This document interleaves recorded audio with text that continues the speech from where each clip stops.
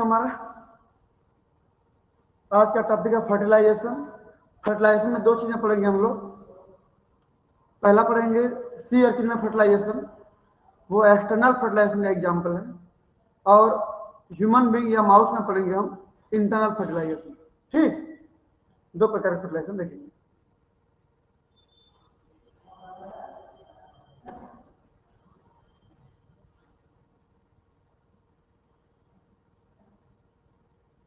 क्या स्क्रीन दिख रहा है आप लोगों को? Yes sir. Yes sir. बस ये डायग्राम सिर्फ इसलिए यहाँ पर रखा गया है, आप ये देखें कि ओवम का साइज कितना बड़ा होता है। ठीक, ओवम का साइज देखो तो कितना बड़ा दिख रहा है।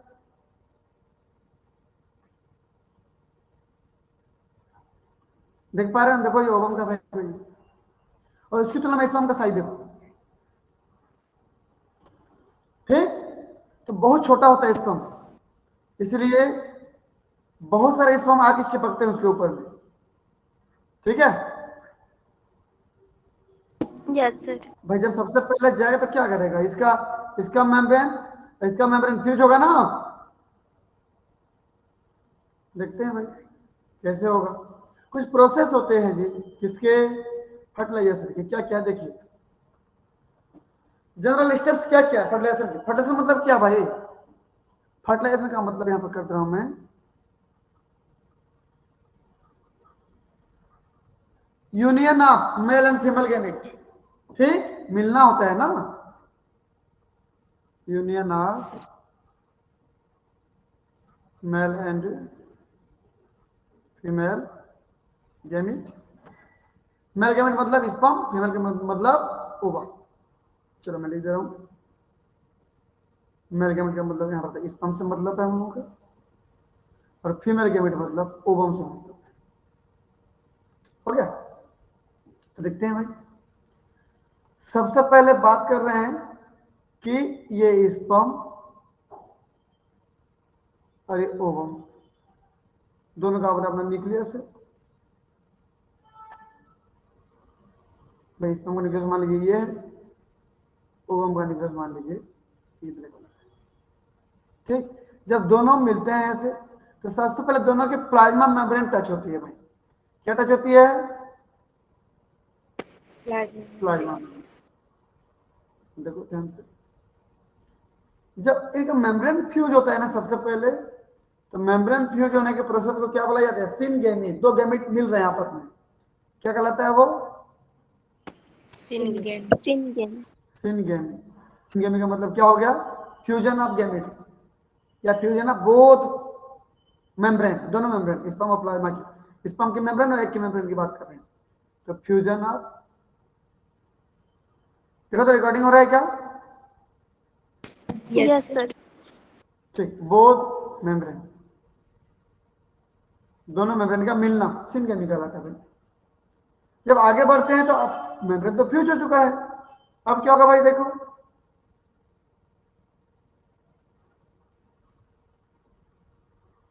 ये अब दोनों का क्या मिलेगा बताइए भाई? अब दोनों का मिलेगा प्लाज्मा, मिलेगा कि नहीं? Yes sir. देखिए, जब दोनों का प्लाज्मा मिलने लगता है तो उसको प्लाज्मोकेमी के नाम से जानते हैं।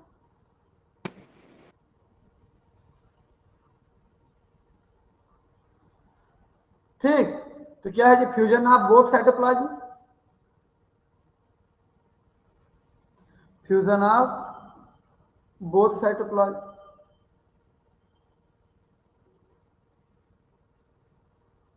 ये हो गया। आगे देखते हैं इसके बाद क्या होता है। दोनों के न्यूक्लियस आस पास आने लगते हैं भाई। अब मैं सिर्फ एक बना रहा हूं, ये देखिए, एक न्यूक्लियस हो गया, एग का न्यूक्लियस हो गया, और ये स्पर्म का न्यूक्लियस आसपास आए। देखो न्यूक्लियस मिले आपस में। एम्फीमिक्सिस क्या कहलाता है प्रोसेस?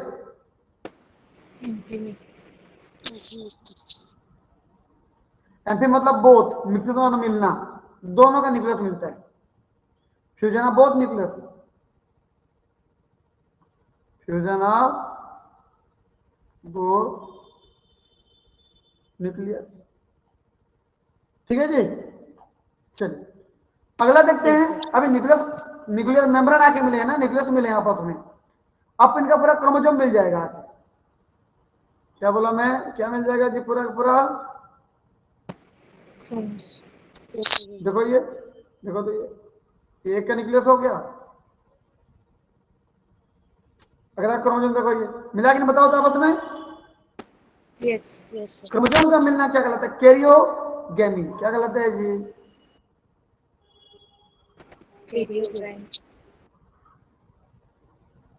मतलब फ्यूजन ऑफ क्रोमोसोम।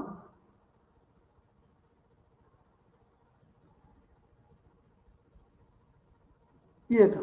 तो ये पूरे मिला के फर्टिलाइजेशन है, कोई एक चीज फर्टिलाइजेशन नहीं है, समझ रहे हो ना? यस ठीक है भाई, चलिए आगे बढ़ते हैं। स्पर्म और ओवम, ऐसा आगे बढ़ो, क्लियर है इतना? Yes sir. आगे देखिए, types of fertilisation based on location, कि वो कहां पे हो रहा है, फर्टिलाइजेशन का जगह कहां पे है, क्या वो बॉडी के अंदर हो रहा है या बॉडी के बाहर हो रहा है, उसके आधार पर फर्टिलाइजेशन दो प्रकार के। ठीक, फर्टिलाइजेशन क्या बॉडी के अंदर हो रहा है या बॉडी के बाहर हो रहा है? अगर मैं आपको ये बोलूं बॉडी के अंदर हो रहा है, अगर फर्टिलाइजेशन बॉडी के अंदर हो रहा है, क्या बोलूंगा जी उसको मैं? Internal fertilisation. Internal fertilisation body के अंदर हो रहा है तो, और बॉडी के बाहर हो रहा है तो external sir. External fertilisation. External fertilisation हम जो पढ़ेंगे एग्जांपल, जो बीच में चलता रहेगा ये सब, मैं लिख दे रहा हूं यहां पर take place within the body, sorry external है ना, आउटसाइड द बॉडी। ठीक, टेक प्लेस आउटसाइड द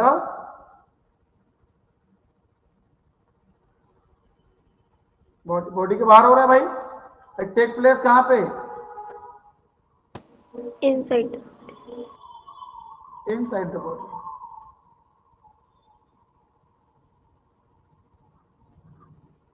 समझ में आया कि नहीं? Yes sir. चलिए भाई, एक्सटर्नल फर्टिलाइजेशन के एग्जांपल ले लेते हैं दो, जो जो पढ़ने वाले हम लोग स्पेशली बात करेंगे हम। एग्जांपल में सी अर्चिन, बी में बात करेंगे हम लोग सी एलिगेंस, और हम बात करेंगे एम्फीबिया फ्रॉग की। ठीक, इंटरनल बात करेंगे हम खासकर माउस और ह्यूमन की। समझ में आया कि नहीं बताइए? Yes sir. Yes sir. ठीक, सर तो मंकी सबसे को पहले किस में बताइए। आएगा? हाँ जी, मंकी को किस में आएगा? वो सब मेमल है ना, सब अंदर है बॉडी के अंदर। Yes sir. ठीक है, जितना मेमल है सब बॉडी के अंदर। चलो मैं यहां कर दे रहा हूं।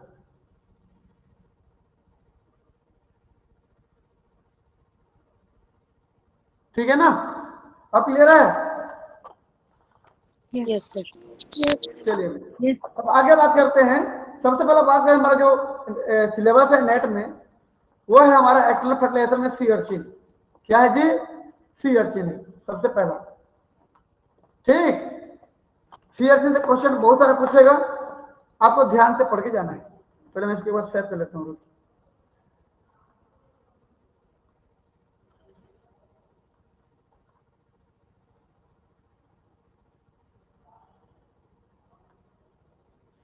चलिए भाई देखते हैं फर्टिलाइजेशन इन सी अर्चिन। भाई सी अर्चिन में फर्टिलाइजेशन पढ़ने के लिए तो सबसे पहले जानना पड़ेगा सी अर्चिन का जूलॉजिकल नेम क्या है। ठीक, तो लिखना पड़ेगा हमको यहां पर अर्बेसिया पंक्चुलाटा।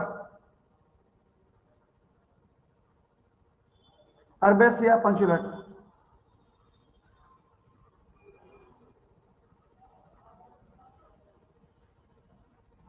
ठीक, कुछ कैरेक्टर देखते हैं, स्पेशल कैरेक्टर क्या क्या है।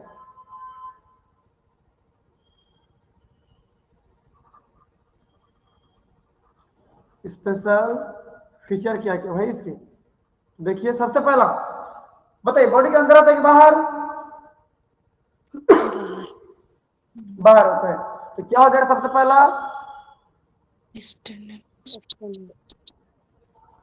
एक्सटर्नल फर्टिलाइजेशन, पहला कैरेक्टर हुआ।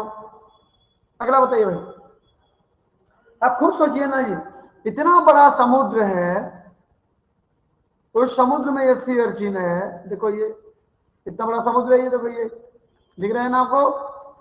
यहां पर कोई फीमेल आएगी, अपने अंडे को रिलीज कर देगी पानी में। ये अंडा पानी में, देखो तो ये दिख रहा है ना, ये बहुत सारे अंडे देखो पानी में तैर रहे हैं। कोई मेल का स्पर्म इधर पड़ा होगा, वो भी पानी में रिलीज कर देगा, भाई पानी में होगा ना बॉडी के बाहर ये। तो इतने बड़े समुद्र में आप खुद सोचिए, क्या केवल सी अर्चिन का एग घूम रहा है क्या? No sir. और भी कई प्रकार के एनिमल के एग घूम रहे हैं जिनका एक्सटर्नल फर्टिलाइजेशन होता है। तो ये स्पर्म उनको जाकर फर्टिलाइज क्यों नहीं कर देता? इसके तरफ ही क्यों आता है मूव करते करते, इसके पास ही क्यों आएगा? क्योंकि ये एग एक केमिकल निकालता है उसको अट्रैक्ट करने के लिए। इस प्रोसेस को बोलते हैं केमो अट्रैक्शन। क्या बोलते हैं? Chemo attraction. मतलब ये एग केमिकल निकालती है स्पर्म को अपनी ओर खींचने के लिए। उस प्रोसेस को क्या बोलते हैं जी? Chemo attraction. Chemo attraction. समझ में आया? Yes yes sir. Chemo attraction. अगर हम केमो अट्रैक्शन की बात करें, किसके बीच में हो रहा है बोलना पर? ये attraction between egg and sperm, egg खींच रहा है स्पर्म को। सब पढ़ेंगे आगे, डायग्राम बना बना के, है ना? तो कमेंट लिख रहे हैं बस। Attraction between egg and sperm due to, क्यों होता है भाई? Due to chemical molecule.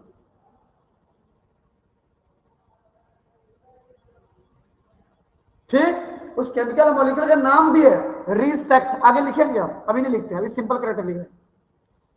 14 minute का बना होता है भाई वो, एक छोटा सा पेप्टाइड होता है, आगे पढ़ेंगे। अगला भाई मेरे को ये बताइए, यहां पर तो और भी अलग अलग प्रकार के एनिमल के फिश के भी यहां पर स्पर्म होंगे। बहुत सारे मोलस्का के यहां पर फ्रॉग का भी होगा, ऐसे बताइए। सी एलिगेंस का भी होगा, अभी तो सी अर्चिन पढ़ रहे हैं हम लोग, मैं बोला सी एलिगेंस का भी होगा। देखिए तो कैसे पहचानेंगे कि ये ओवा जो है कौन से स्पर्म को अपनी ओर लेगा, उसी को ही बाइंड करवाएगा, कैसे जानेंगे ये? तो इसके लिए क्या होता है, स्पर्म में यहां पर प्रोटीन पाई जाती है और उसके ओवा के मेम्ब्रेन में रिसेप्टर पाई जाती है। समझ में आया नहीं? Yes sir. ये जाके बाइंड होगा उससे, तो स्पेसिस स्पेसिफिक इंटरेक्शन कहा जाता है। ये भी जाएंगे उसके आसपास, गलती से भटक जाएंगे ना, भटकते चले जाएंगे ना, लेकिन बाइंड नहीं होंगे भाई, क्योंकि बाइंड होने के लिए लाइगेंड और रिसेप्टर होना जरूरी है। और लाइगेंड किसके पास होगा? स्पर्म के पास। और रिसेप्टर किसके पास होगा? यहां पर ओवम के पास। कुछ समझ में आया कि नहीं? Yes yes. ठीक है, देखते हैं। तो अगला हमारे पास है spaces specific interaction.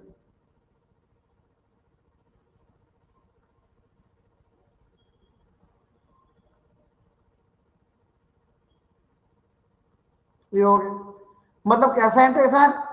Receptor ligand interaction. Ovum के पास रिसेप्टर है, स्पर्म लाइगेंड लेके आता है, प्रोटीन लेके आता है, दोनों बाइंड हो जाता है। एक ही प्रजाति का, एक ही स्पीसीज का है तो ही बाइंड हो पाएगा। ठीक है, तो क्या बोलूंगा? Receptor ligand interaction.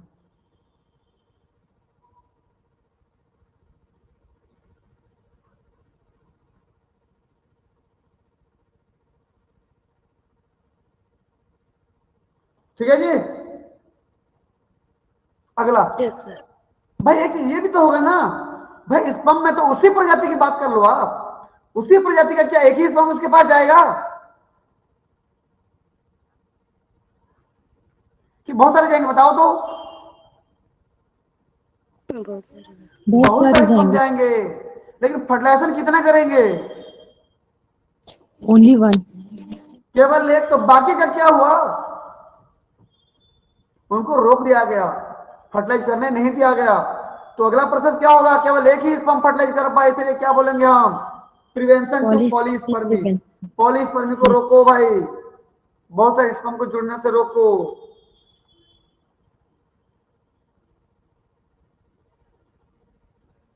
Prevention to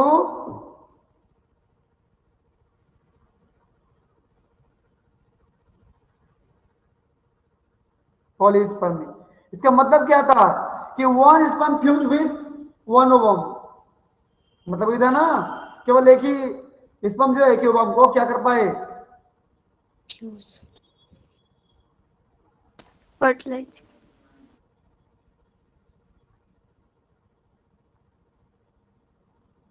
clear है इतना? Yes. Yes, sir. अब जब भाई मेरे को ये बताइए, जब एग को फर्टिलाइज कर देगा तो एग में अब मेटाबॉलिज्म स्टार्ट होगा कि नहीं? अब क्लीवेज होना है, एक सेल से दो सेल, दो से चार, 8, 16, 32, 64 सेल की संख्या बढ़ेगी ना। Yes, sir. तो एग को क्या करेंगे, एग के मेटाबॉलिज्म को रीएक्टिवेशन, और जो बंद पड़ा है अभी उसको पुनः चालू करो भाई। अब तो क्या लिखेंगे, रीएक्टिवेशन ऑफ, बताइए जी, एग मेटाबॉलिज्म। खास कर क्या बोलना पर यहां पर, क्लीवेज स्टार्ट, क्लीवेज ना, क्लीवेज स्टार्ट। इतने सारी चीजें हैं किसके लिए भाई, मेन कैरेक्टर के लिए, किसके लिए, इस सी एचिन के फर्टिलाइजेशन के लिए। पल्ले पड़ा कि नहीं? Yes, sir. ठीक है। अब हम देखेंगे स्टेप बाय स्टेप कौन कौन सा प्रोसेस है भाई, स्टेप बाय स्टेप देखिए। अभी मैं बस नाम लिख रहा हूं भाई, देखिए हम डायग्राम बहुत जबरदस्त बनाएंगे, अच्छे से बनाएंगे, ठीक। अभी मैं सिर्फ नाम लिख रहा हूं, देखते हैं। फर्टिलाइजेशन इन सी अर्चिन, इन सी अर्चिन और मैमल, किसी की बात कर लो, कुल मिला के 5 स्टेप में पूरा होता है। मैं बस स्टेप का नाम लिख दे रहा हूं, हम बात करेंगे फिर जो भी है। चाहे आप सी अर्चिन की बात करो या चाहे मैमल्स की बात करो, कितने स्टेप में पूरा होता है फर्टिलाइजेशन? 5 step. 5 स्टेप में पूरा होता है। 5 स्टेप क्या क्या? सबसे पहले तो अभी जो बताया हूं कि स्पर्म को अट्रैक्ट करो रे अपनी तरफ, समझ में आया ना? तो सबसे पहले क्या हो जाएगा, Attraction होगा sir. ठीक, केमो अट्रैक्शन ना, Yes. Yes. Chemo attraction of sperm, sperm को करना है ना टू एग, ठीक। एग, स्पर्म जो एग की तरफ भागेगा, किसके द्वारा उसको अट्रैक्ट करेंगे, by soluble molecule, by soluble molecule. कौन निकालेगा बताइए तो भाई, Egg. Secreted by egg. पहला डायरेक्ट पूछता है क्वेश्चन, सही क्रम को जमाइए, समझ रहे हो ना? तो सबसे पहले केमो अट्रैक्शन याद रखना। दूसरा प्रोसेस, केमो अट्रैक्शन होने के बाद ध्यान रखिए, जैसे स्पर्म पहुंच जाता है ना, जैसे स्पर्म पहुंच जाता है यहां पर, पहुंचने के बाद अगला काम क्या करते देखो तो, इसके अंदर का जितना भी यहां पर था ना भाई, ध्यान रखिए, इसके सामने क्या होगा बताइए तो, ऐसे करके क्या होगा बताइए तो, केमिकल वेसाइकल, इसके सारे केमिकल बाहर निकल जाते हैं ऐसे गलाने के लिए, समझ में आया ना? Yes, sir. Yes, sir. तो क्या बोलते हो, एक्सोसाइटोसिस ऑफ एक्रोजोमल वेसाइकल, समझ में आया ना? Yes, sir. तो दूसरा नंबर क्या हो जाएगा, Exocytosis exocytosis of of acrosomal vesicle. Acrosomal vesicle, ठीक है जी। क्या रिलीज करने के लिए ऐसा होता है, टू रिलीज इट्स एंजाइम। अगर आपको याद होगा एक एंजाइम का नाम बताइए तो, हाइलुरोनाइडेज, न्यूरामिनिडेज, जोनाला एसिनिया एक्रोसिन, पढ़े हो कि नहीं? Yes, sir. Yes, sir. ठीक। अब क्या होता है, ध्यान से देखिएगा। होता है मामला कुछ ऐसा,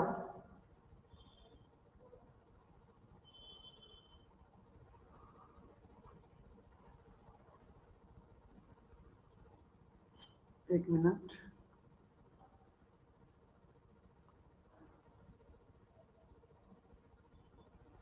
देखिए ध्यान से, सामने है एक्रोजोम, ठीक, बीच में तो यहां पर न्यूक्लियस, बाकी सब तो मतलब नहीं है, जो बता रहा हूं उसको ध्यान से। एक प्रोटीन पाई जाती है बाइंडिंग प्रोटीन, यहां पर एक्रोजोम के मेम्ब्रेन के अंदर मिलेगी आपको ऐसे। क्या प्रोटीन बताइए तो? Binding.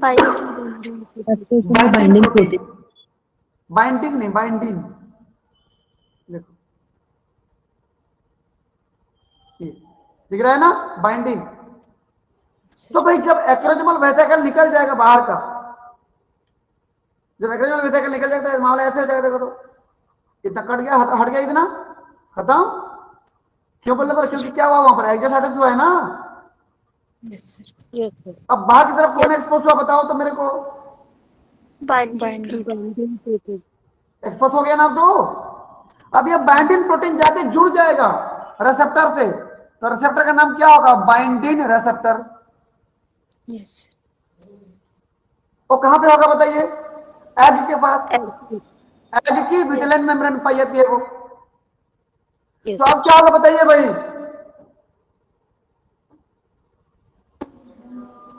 मतलब अब बाइंडिंग होने वाला है, जुड़ने वाले हैं आपस में।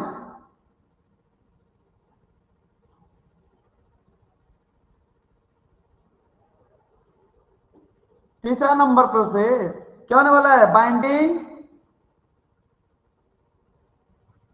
अब स्पर्म जाके जुड़ेगा ना, स्पर्म। बताइए टू किसके साथ? Extra cellular envelope. भाई एग मेम्ब्रेन के बाहर पाई जाती है विटेलिन मेम्ब्रेन, डायग्राम बनाऊंगा अभी। Yes. एग की प्लाज्मा मेम्ब्रेन के बाहर वाले मेम्ब्रेन से बाइंड होगा ना, उसको बोलते हैं extra cellular envelope.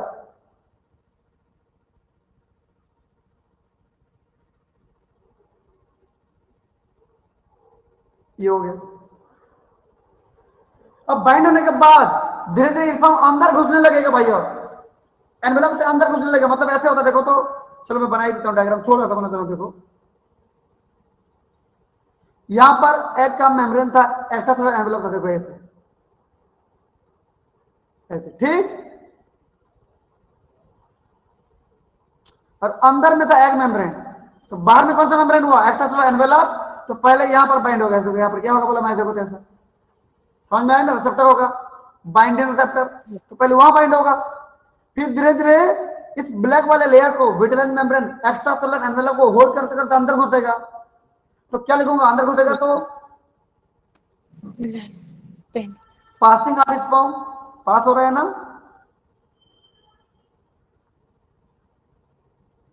Passing of sperm through किसके जरिए, कहां से पास हो रहा है? Extra cellular Envelope. एनवेलप, ठीक। Yes, sir. और जब एक्स्ट्रा सेलुलर एनवेलप को पार करेगा ना ऐसे, तो बिल्कुल होल बनाते हुए जाता है। क्या बनाते हुए जाता है बताइए तो? होल बनाते हुए अंदर घुसेगा। जैसे ड्रिल मारते हैं, ड्रिल देखे हो दीवारों पर कैसे ड्रिल मारते हैं, जैसे किला को गाड़ने के लिए होल बनाते हैं कि नहीं? Yes. Yes. बस ऐसे होल बनाते बनाते जाता है। तो लिख दे रहा हूं मैं, चेकिए ब्रैकेट में लिख दे रहा हूं यहां पर, ठीक। फॉर्म होल इन सीयर चीज, ठीक। होल बनाते बनाते अंदर जाता है। देखो मैमल के केस में ऐसा नहीं होता, मैमल के केस में पूरा का पूरा स्पर्म अंदर धंस जाता है, यहां होल बनाता है, वहां पर स्पर्म चिप जाके फ्यूज हो जाता है, अभी देखेंगे डायग्राम में। बट इन मैमल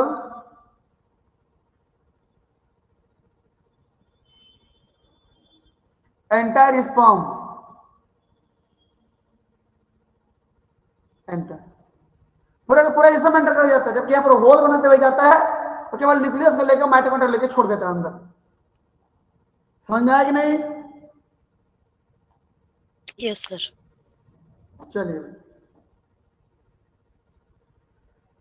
5वां नंबर देखिए भाई, अभी तो किसको पार करके जाएगा बोला मैं, सिर्फ किसको पार करके जाएगा अभी? बाहर में क्या है?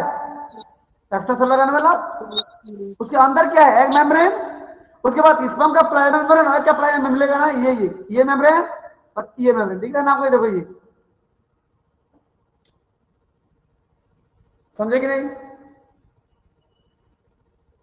भाई? जब बाहर के ब्लैक वाले लेयर को पार करके अंदर घुस जाएगा तो स्पर्म का प्लाज्मा मेम्ब्रेन और एग का प्लाज्मा मेम्ब्रेन मिलेगा कि नहीं? Yes, sir.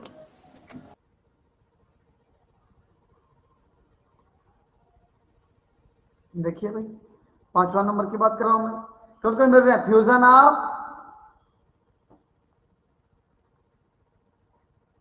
Egg and sperm plasma membrane.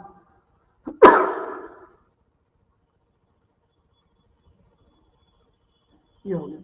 तो 5 स्टेप क्या क्या है?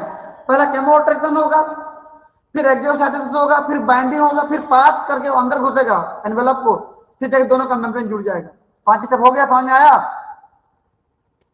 Yes. ये बनाएंगे भी डायग्राम, बहुत बड़ा डायग्राम बनेगा इसका, बस 5 स्टेप लिखा दिया हूं। तो ये तो सी अर्चिन का बात हो गया भाई। मैमल में क्या होता है? बस मैमल में थोड़ा सा चेंज होता है, देखो ध्यान से।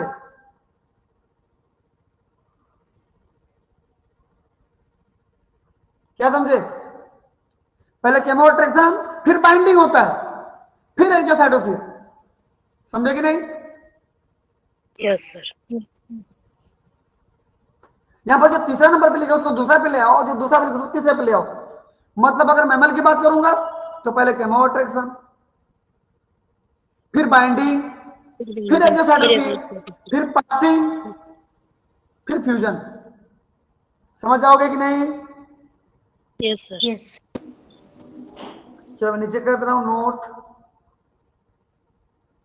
इन mammal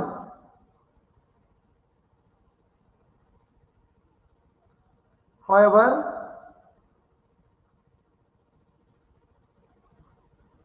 second and third steps are reverse, वो उल्टा पुल्टा होता है। हो जाएगा? Yes, इतना sir. समझ में आ जाएगा? Yes, sir. Yes. Yes, sir. Sir तो मैमल्स में बाइंडिंग प्रोटीन कैसे एक्सपोज होगा? बिल्कुल नहीं होता, नहीं होता। वहां पर जो ना प्रेसिडा के प्रोटीन ZP1 ZP2 ZP3 होते हैं, रिसेप्टर होते हैं, पूरा मामला अलग है उसका, तभी तो अलग हो रहे हैं ना। अभी सिर्फ फोकस कहां पे करो आप? सी अर्चिन पे। Yes sir. चलिए आगे देखते हैं। Structure of C urchin egg and mammalian egg, देखो ध्यान से देखिए भाई, दोनों के एग की बात कर रहा हूं। एग से आधा चीज क्लियर हो जाएगा आपका।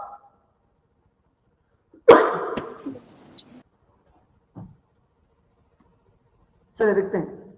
सबसे पहला बात कर रहा हूं मैं, देखिए यहां पर ये सी अर्चिन का एग बना रहा हूं। चलिए देखो तो सी अर्चिन का एग, भाई इसके एग के अंदर क्या मिलेगा? साइटोप्लाज्म मिलेगा ना। Yes, sir.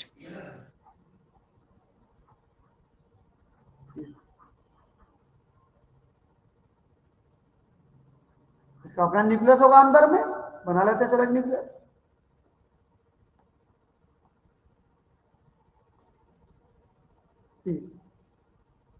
न्यूक्लियस अपना ये, इसके चारों तरफ एक मेम्ब्रेन मिलेगी, मेम्ब्रेन को बोलते हैं विटेलिन मेम्ब्रेन।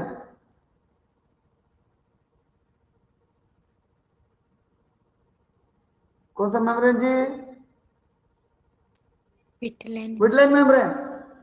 विटेलिन मेम्ब्रेन के ऊपर में ना एक जेली कोट पाई जाती है, बहुत इंपॉर्टेंट होती है वो, उसके बिना बाइंडिंग नहीं हो पाएगी। क्या पाई जाएगी बोला मैं?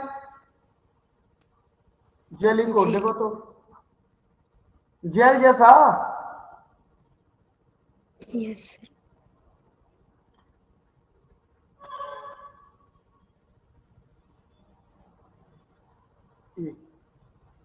ये क्या बताइए? तो जेली कोट दिख रहा है ना हम लोगों को? Yes, sir. Yes, sir. चलिए चलिए मैं नाम लिख रहा हूं इसका। देखिए सबसे अंदर में क्या है? Egg plasma sir. मेम्ब्रेन, ठीक। उसके बाद क्या बताइए, ये अगला मेम्ब्रेन कौन सा है? विट्लाइन मेम्ब्रेन। Membrane.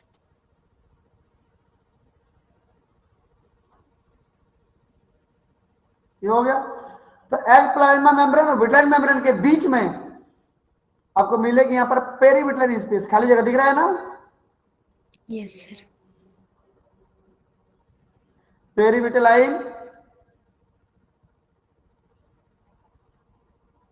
स्पेस, अंदर एक कैसा न्यूक्लियस दिख रहा है, बाहर में क्या है? Jelly coat.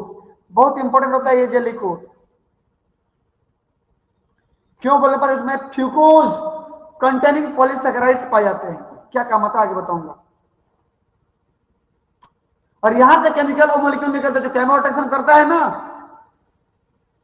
रिसेक्ट नाम का यहां से मॉलिक्यूल निकलता है, जेली कोट से निकलता है, वो याद रखना। समझ रहे हो कि नहीं? Yes, sir. चलिए अब बात करते हैं किसकी। ये तो किसका आएगा हो गया भाई?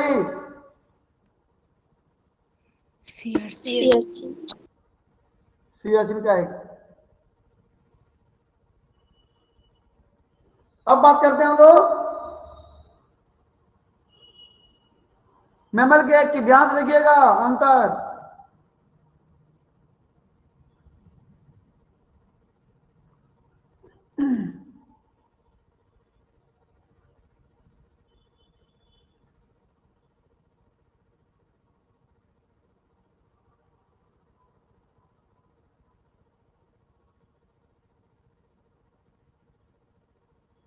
देखो तो यहाँ पर विटलेट मेम्ब्रेन नहीं पाई जाती भाई, मोटी सी मेम्ब्रेन पाई जाती है। उसका नाम क्या है? Zona pellucida.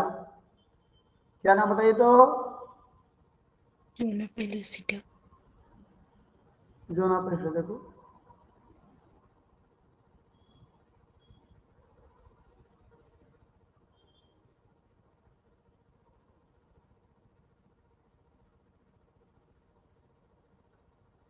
चलिए भाई, ये देखिए दोनों के एग में ये तो अंतर होता है। उसमें एक्स्ट्रा सेलुलर इन्वेलप जो होता है सीआरचिन में, विटलेट मेम्ब्रेन जो पतली सी मेम्ब्रेन देखो, जबकि इसमें जोना पेलुसिडा की मोटी सी मेम्ब्रेन है। इसलिए यहाँ पर एक्रोजोमल वेसिकल यहाँ पर पाई जाती है। कहाँ पे? जोना पेलुसिडा के पास। एक्रोजोमल वेसिकल का जो रिएक्शन होता है ना, यहाँ पर होता है। इसको गलाना भी तो होता है ना, इसीलिए। देखो इसका अपना एक का सेटअप आएगा होगा यहाँ पर।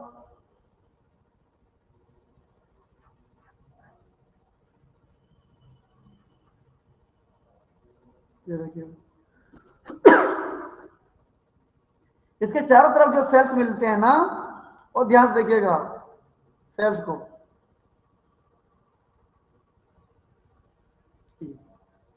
क्या मैमल में सिर्फ सेकेंडरी साइड निकलता बाहर? नो सर, ये कोरोना बताइए रेडिएटा कौन की निकलता है सेल्स, साथ में? कोरोना रेडिएटा वाली सेल्स होंगी। बिल्कुल। Granulosa. Cumulus cells, granulosa cell या कोरोना रेडिएटा सेल्स, जो बोलो आप। देखो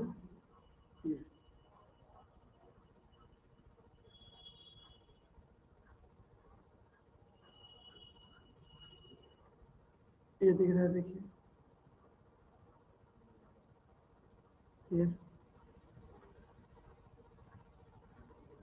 ये समझ में आया ना? देखो तो अब बताइए कहां कहां मेम्ब्रेन क्या क्या हुआ। ये एग प्लाज्मा मेम्ब्रेन हुई अंदर वाला, देखो ये हो गया। अब यहां पर पेरिविटल स्पेस भी है, यहां पर ये स्पेस को पेरिविटल स्पेस ही बोलेंगे, लेकिन उसके ऊपर का जो मेम्ब्रेन है विटलाइन मेम्ब्रेन नहीं बोलेंगे, क्या बोलेंगे उसको? Juna जूना pellucida. जोना पेलुसिडा की मेम्ब्रेन हो गया। और बाहर में यहां पर जो जेलीकोट है, यहां पर जेलीकोट नहीं होता, क्या होता है बोलने पर? यहां पर corona radiata. Corona. Corona radiator या cumulus उफोरस।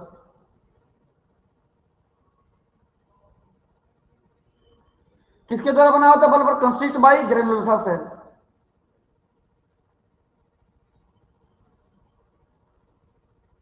Consist by granulosa cells. समझ में आया ना? और ये Yes. प्रत्येक ग्रेनुलोसा सेल जितना दिख रहे हैं ना आपस में जुड़े होते हैं किससे बताइए? कैसे? देखो तो ये लोग जोड़ रहा हूं, दिख रहा है ना आप लोगों को? Sir. Yes, sir. Yes, sir. ये जुड़े होते हैं आपस में किससे? हाइलुरोनिक एसिड से। याद है? Yes, sir. Yes, sir. ये हाइलुरोनिक एसिड इन सबको जोड़ के रखता है भाई आपस में। देखो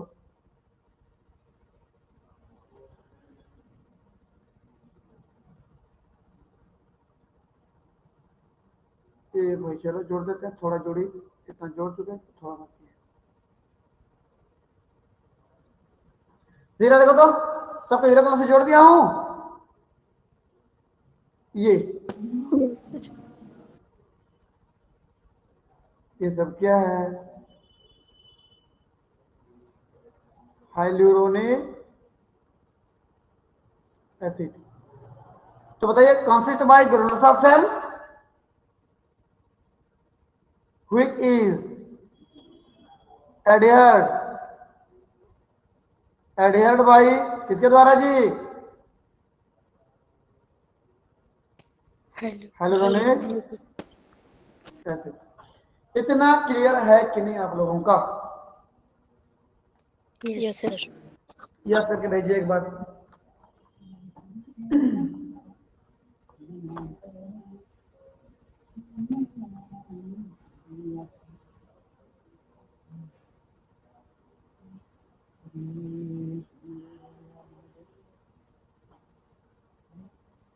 ठीक, चलिए भाई आगे बढ़ते हैं। आप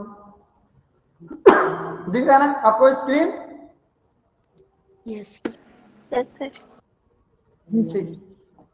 अब देखिए zona pellucida is much thicker than vitelline membrane. बोला है देखो तो, जोना पेलुसिडा विटलाइन मेम्ब्रेन से मोटा होता है। ठीक, Yes. That is the reason, ये तो कारण है why acrosomal reaction occurs on the zona in mammals। इसलिए एक्रोजोमल रिएक्शन कहां पे होता है? जोना पेलुसिडा के आसपास। उसको गलाना होता है ना जी, इसलिए। Yes. समझे? Yes, sir. और ये हो गया Yes, sir. मेमेल का एक।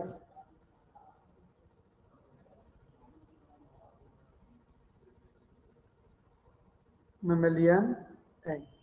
उधर सीयर चिन्ह एग था, इधर मेमेलियन एग। आगे बढ़ते देखिए अब कमेंट देखते हैं सबका। जेलीकोट, मैं क्या बोला जेलीकोट के बारे में बताइए जी? मैं बोला केमोटेक्टिन रिलीज करता बोला था जेलीकोट को। Yes, sir. भाई Yes, sir. समुद्र में तैर रहा होता है ना तो निकालता है केमिकल भाई। तो जेलीकोट जो केमिकल निकलता है, केमिकल का नाम क्या है? रीसेक्ट। केमिकल का नाम क्या है जी? रीसेक्ट। तो रिलीज केमोटेक्टिन।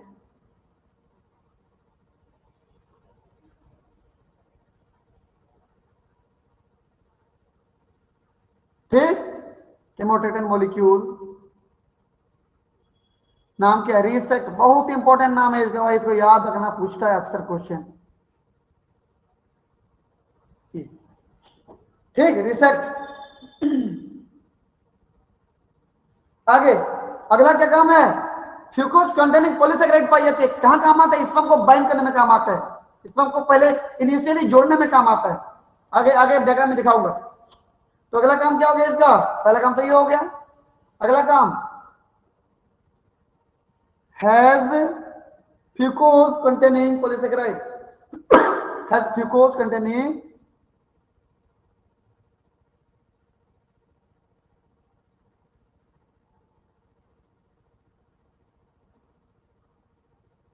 मतलब ऐसा पॉलीसेकेराइड होता है जिसमें फ्यूकोस पाई जाती है।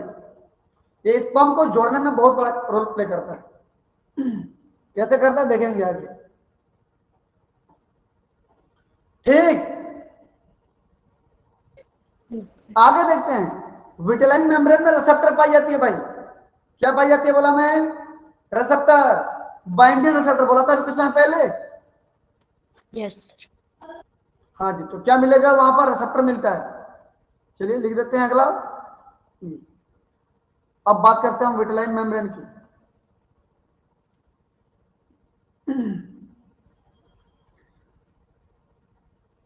ठीक, तो vitelline membrane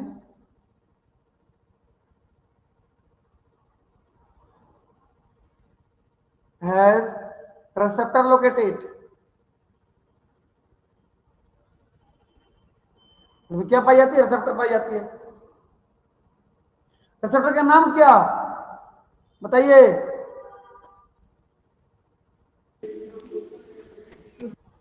binding receptor. Binding receptor. ये रिसेप्टर का नाम है। समझे कि नहीं? Yes, sir. Yes, sir. ठीक। अगर जोना पेलिफेरा की बात करूं, मेमल में देखो जो ब्लैक कलर से बनाया हूं, वहां पर जोना पेलिफेरा की 3 प्रोटीन पाई जाती है। यदि मैं बात करूं माउस की, तो जोना पेलिफेरा 1, जोना पेलिफेरा 2, जोना पेलिफेरा 3 ये ग्लाइकोप्रोटीन मिलते हैं। जबकि ह्यूमन में की बात करूं तो जोना पेलिफेरा 1, 2, 3, 4 मिलते हैं, 4 तो मिल जाते हैं। ठीक, Yes, sir. चलिए भाई देखते हैं। ये मेडअप ऑफ 3 ग्लाइकोप्रोटीन।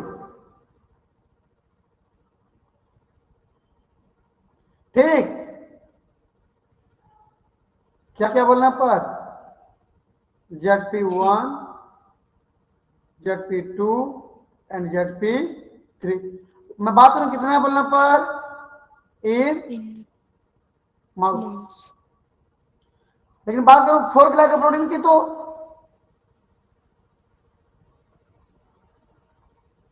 क्या क्या हो जाएगा? ZP1, ZP2, 3 and ZP4।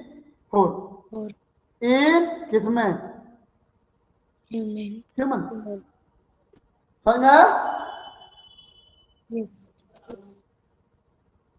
ठीक, लास्ट में क्या? क्यूमुलस सुपरस। देख लो भाई, देख लो इधर किसके द्वारा आपस में चिपका हुआ है?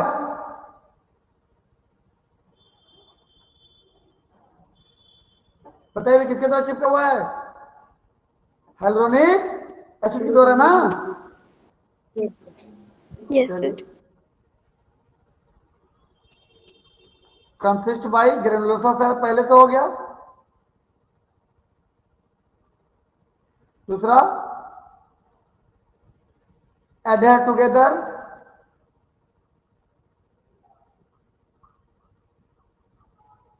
Bye some material.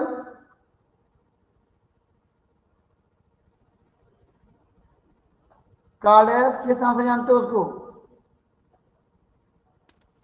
Hyaluronic acid.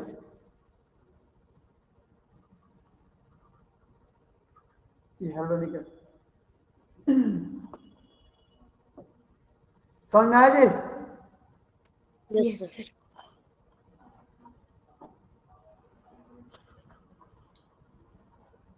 चलिए भाई आगे बढ़ते हैं हम। अब आते हैं, कितना स्टेप पढ़े थे हम लोग?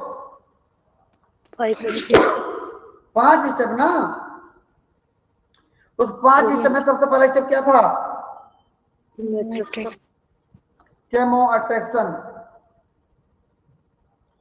केमो अट्रैक्शन किसके द्वारा होता था? क्या केमिकल के द्वारा? रिसेप्ट। अभी बोला हूं ना, रिसेप्ट एक छोटा सा पेप्टाइड है भाई, 14 अमीनो एसिड का, 14 अमीनो एसिड का पेप्टाइड है, जो किसके द्वारा निकाला जाता है? बोला था भाई। Egg के through. अब देखो, देखना ध्यान से, ये ओशियन समुद्र बना रहा हूं, देखो तो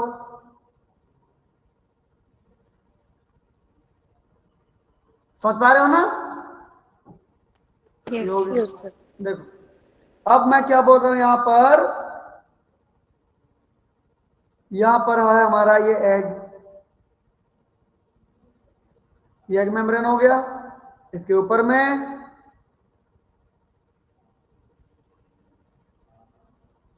विटलेन मेम्ब्रेन हो गया।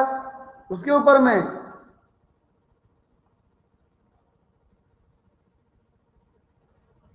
बताइए भाई।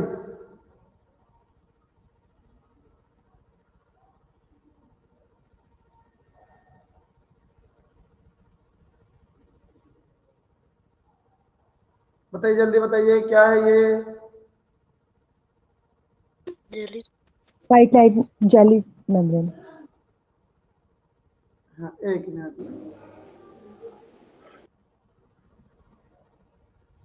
जेली कोट ना, Yes, sir. उसके ऊपर में क्या था, जेली कोट था, ये था। चलिए देखते हैं आप।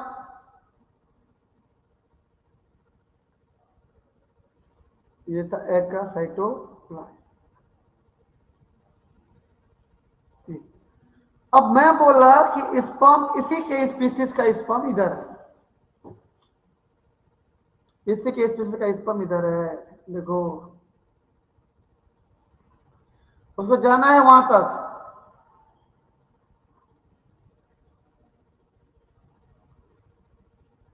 ठीक है जी। उसको जाना है कहां Yes, sir. तक, स्पर्म तक जाना Yes. है। तो कैसे जाएगा इतना बड़े समुद्र में? मैं बोला हूं कि वो पहचानता है कि उसके स्पीसीज के जो मॉलिक्यूल हैं कहां से आ रहे हैं, किधर से आ रहे हैं। क्योंकि ये निकाल रहा है, केमिकल निकाल रहा है, तो ज्यादा होगा ना इधर। Yes, sir. देखो एक मिनट देखते हैं होती है। चलिए ये दिख रहा है, देखो तो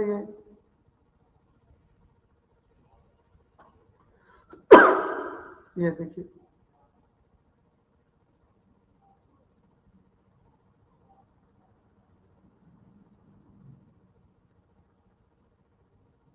देखो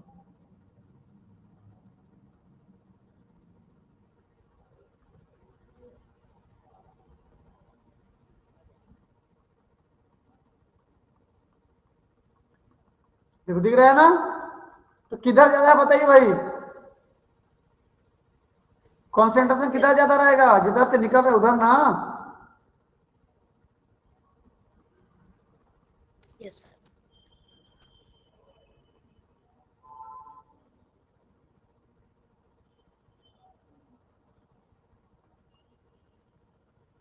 ये देखो,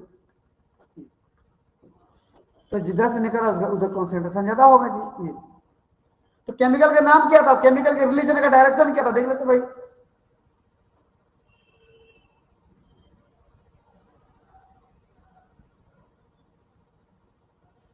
ये केमो अट्रैक्टेंट, केमो अट्रैक्टेंट बोले तो क्या, रिसेप्ट Reset. डायरेक्शन। केमो अट्रैक्शन ऐसे निकल के इधर जा रहा था, जिसको पहचान करके स्पर्म की मूवमेंट हो रही थी भाई। देखो किधर, ये समझ में आया ना, ये स्पर्म मूवमेंट था। Yes, sir.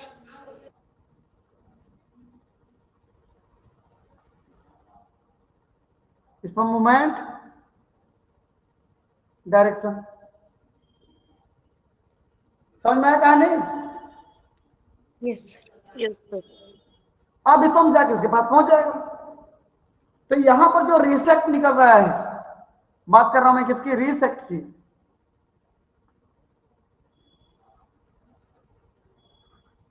रिसेक्ट के बारे में थोड़ा देख लीजिए। रिसेक्ट का दूसरा नाम क्या भाई, क्योंकि स्पर्म को क्या करता है, एक्टिव करके अपने खींचता है ना। तो स्पर्म एक्टिवेटिंग पेप्टाइड के नाम से भी जानते हैं इसको, स्पर्म एक्टिवेटिंग पेप्टाइड बोले तो सेप्स के नाम से जानते हैं। तो स्पर्म एक्टिवेटिंग पेप्टाइड्स, सेप्स। कितना मिनट का होता है बोले, 14 मिनट का होता है, ठीक है ना जी। Yes, sir. Yes, sir. और कब निकलता है कि एग जब तक न्यूट्रिक डिवीजन सेकंड पूरा नहीं करेगा ना, तब तक नहीं निकलेगा। तो resact release after completion of meiosis second, मतलब म्योसिस सेकेंड कंप्लीट होता है तो ही जाके निकल पाता है। मतलब ये एग जो दिख रहा होगा यहाँ पर अपना म्योसिस सेकेंड पूरा किया होगा कि नहीं? कर लिया है सर। कर लिया है ना? देखो यस सर। कहां से निकलता बोला मैं, ये जेली कोट से निकलता है भाई।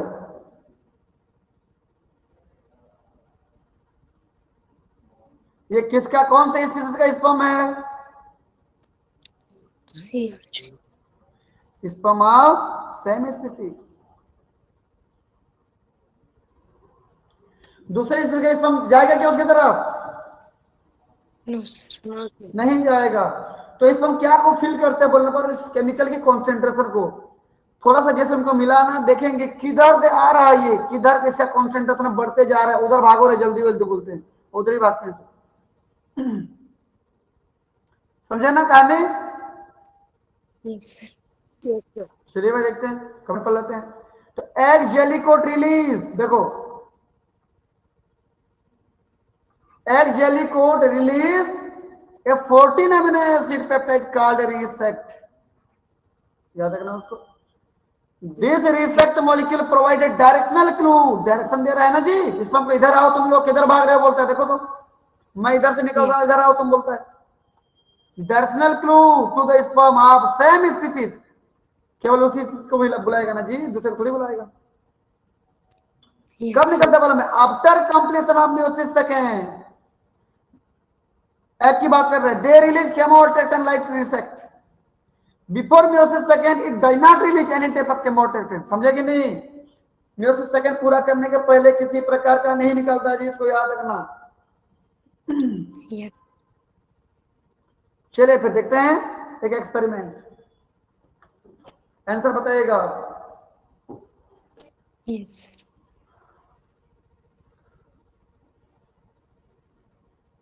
ये देखिए, ये एग,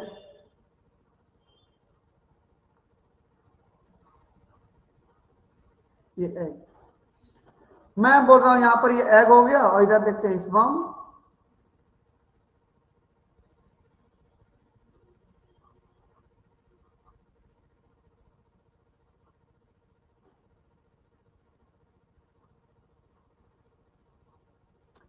हमने मीडियम में रख दिया था।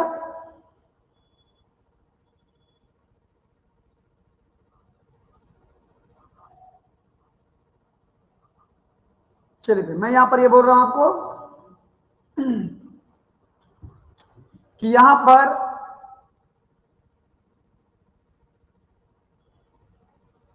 स्पर्म और एग की बात कर रहे हैं, और उधर केमो अट्रैक्शन होगा कि नहीं बोल रहे हैं।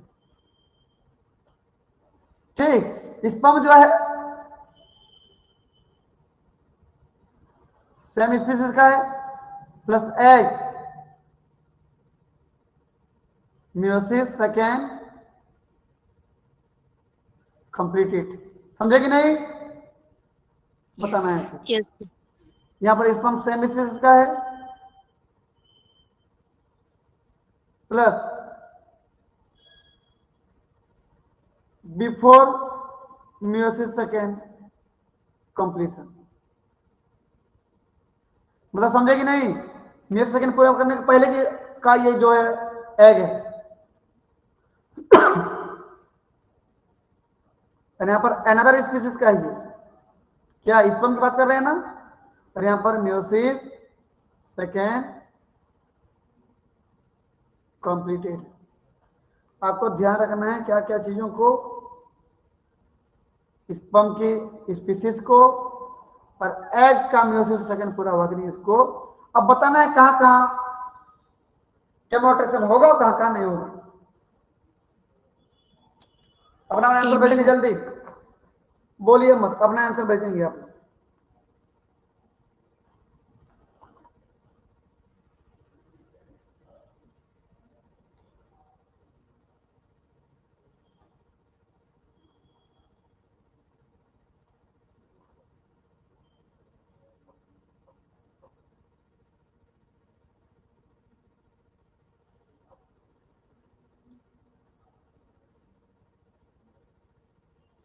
या जिसमें होगा सिर्फ उसी को भेज दो।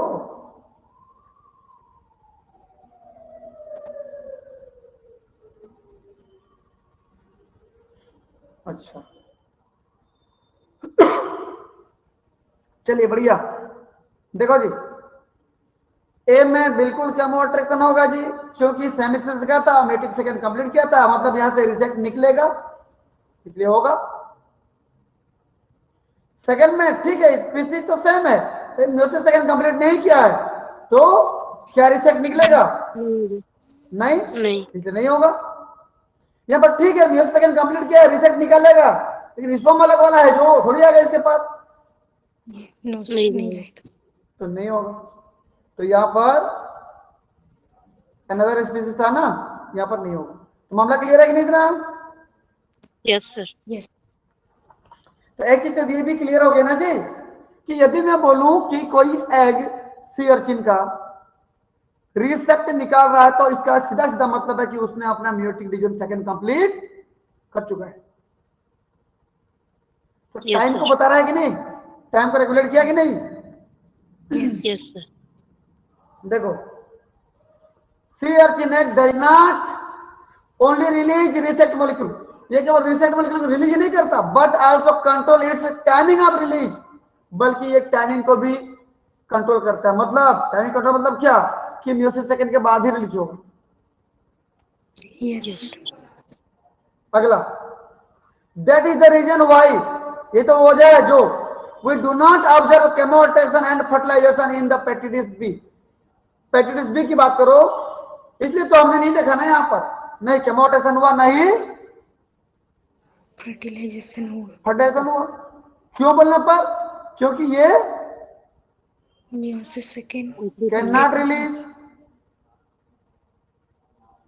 रिसेट, रिलीज नहीं कर पाता भाई, इसलिए तो नहीं हुआ वहां पे। तो कब रिलीज करेगा? जब म्यूटेड डिवीजन पूरा होगा। यहां पर रिलीज कर रहा था जी, रिसेट रिलीज, यहां भी रिसेट रिलीज हो रहा है भाई, लेकिन फिर भी क्यों नहीं हुआ? स्पीसीज अलग था ना स्पर्म का। तो यहां पर ये भी तय कर रहे हैं ना कि रिसेट जो है स्पेसिफिक प्रकार की स्पीसीज को ही अट्रैक्ट करेगा, मतलब सेम स्पीसीज को ही अट्रैक्ट करेगा, बाकी किसी को अट्रैक्ट नहीं करेगा। देख लो, रिसेट इज आल्सो स्पेसिफिक, मतलब सेम वाले को ही अट्रैक्ट करेगा। That's why we do not observe केमोटेशन इन पेटिडिस सी, इसलिए तो हमको पेटिडिस सी में केमोटेशन नहीं देगा, क्योंकि केवल स्पेशल प्रकार के स्पीसीज को ही तो अट्रैक्ट करता है, ये सबको थोड़ी करता है अट्रैक्ट। यस। ठीक, चलिए आगे बढ़ते हैं, सेव कर लेते हैं।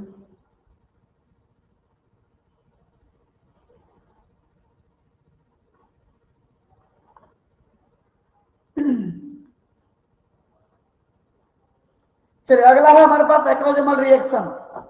इसको ध्यान से देखिए, यहां पर हमको पूरा डायग्राम बनाना है अभी, ठीक है जी, पूरा डायग्राम बनेगा, इसे ध्यान से देखेंगे। Yes sir.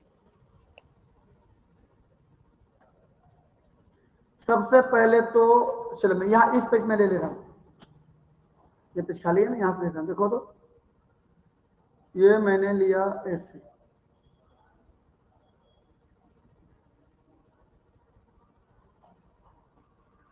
ये एग का थोड़ा सा हिस्सा लिया हूं जो दिख रहा है आपको,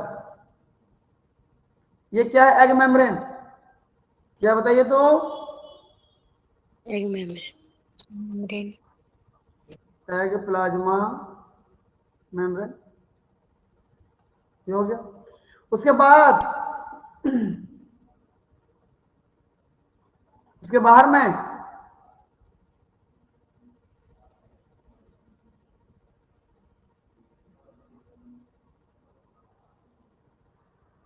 ये दिख रहा है, विटिलाइन मेम्ब्रेन,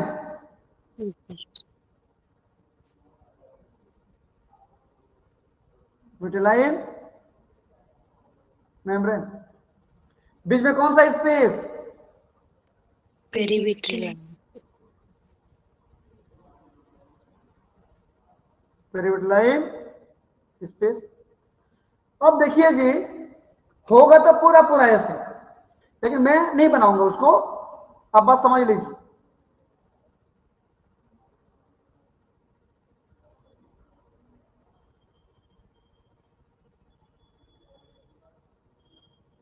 क्या होगा बताओ तो ऊपर में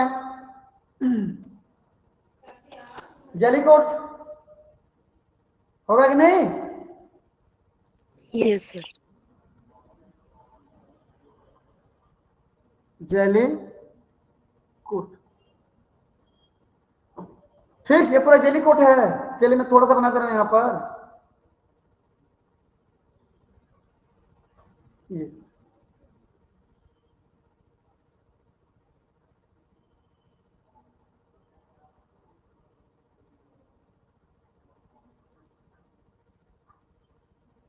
देखो,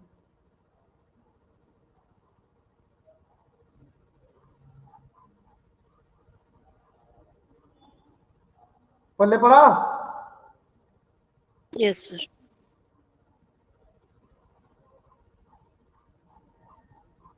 ये हो गया। तो देखिए, बाकी पूरा है मैं नहीं बना रहा हूं ना, समझ जाओगे? Yes. आप लोग घर में Yes. आराम से बनाते रहना उसको। मैं बात कर रहा हूं एक स्पम की। अब स्पम को यहां पर छोटा सा बना रहा हूं, आप समझ लेना उसको। ये देखो साइड में बना रहा हूं स्पम, ये छोटा सा स्पम बना रहा हूं। मैं बोला यहां से क्या निकल रहा था जी? Yes. इधर देखो तो बताइए क्या निकल रहा था, बताओ। ये रिसेक्ट निकल रहा था ना? रिसेक्ट क्या हो रहा था? देखो तो यहां से रिलीज हो रहा है ना, ऐसे रिलीज हो रहा था। इसकी वजह से स्पम इसके पास तक पहुंचा, ऐसे ये पूरा यहां से रिलीज हो रहा था, इसकी वजह से स्पम इसके पास तक पहुंचा। भाई देखो, जब स्पम पहुंचा इसके पास, प्रोसेस क्या कहलाया जी? Chemoattraction. तो सबसे पहला प्रोसेस क्या हो गया? देखो यहां पर डायग्राम में पहला प्रोसेस केमो अट्रैक्शन, सबसे पहला प्रोसेस। स्पम गया और बाइंड हुआ। भाई ध्यान से देखिएगा, क्या हुआ बोला मैं? बाइंड हुआ। भाई देखो ध्यान से,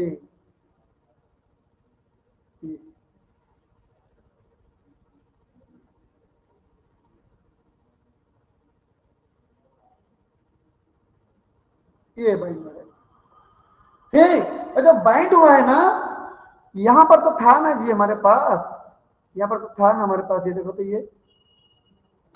Yes. Yes, sir. ये पूरा लास्ट तक है, मैं नहीं बना रहा हूं ना, कितना बनाऊंगा उसको?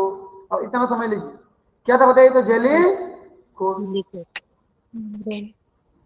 तो इस जेली कोट में क्या हुआ? वो बाइंड। अब मैं बोला था आपको जेली कोट में क्या पाई, फ्यूकोज कंटेंट क्या बोला था मैं आपको?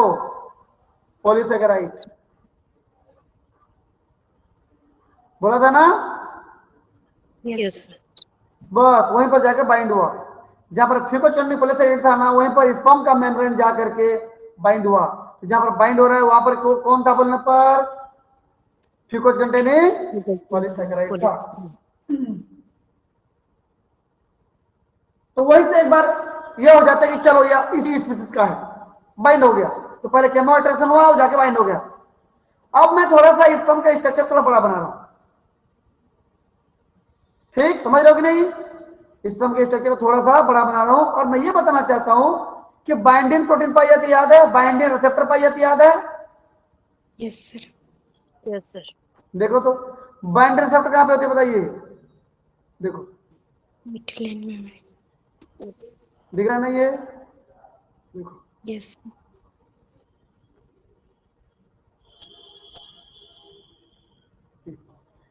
पिटलेट मेम्ब्रेन में होता है बाइंडिंग रिसेप्टर भाई। चलो लिख देते हैं,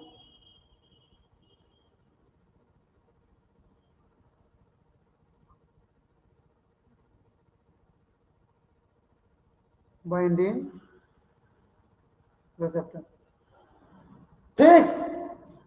अब ध्यान से देखिए, स्पर्म का डायग्राम थोड़ा सा बड़ा बनाया मैं।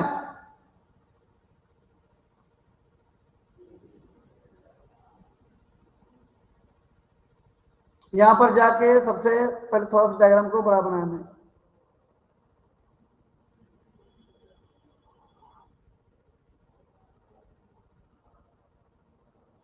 देख लो, दिख रहा है ना डायग्राम? Yes, sir. ये बाइंड हो चुका है। ये एक ही स्पर्म की बात कर रहा हूं मैं। इतना अब जितना भी बनाऊंगा मत समझना, बहुत सारे स्पर्म है, एक ही स्पर्म की बात कर रहा हूं मैं। अब इस स्पर्म के आगे क्या होगा बताइए तो? एग्रोजोम, Yes, sir.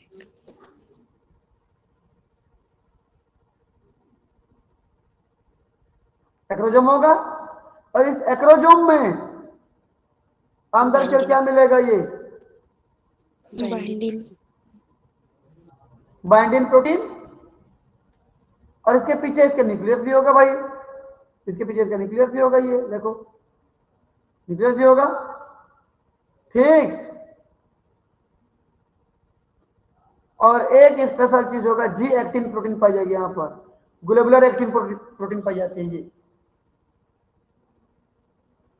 देखते रहो भाई, डायग्राम देखते रहो, तब जाके Yes, पूरा sir. ये फर्टिलाइजेशन वाला मामला समझ में आएगा आपको। ये एक्रोजोमल वेसिकल था, एंजाइम भरे हैं इसके अंदर, मैं नेमिंग कर दे रहा हूं सबका।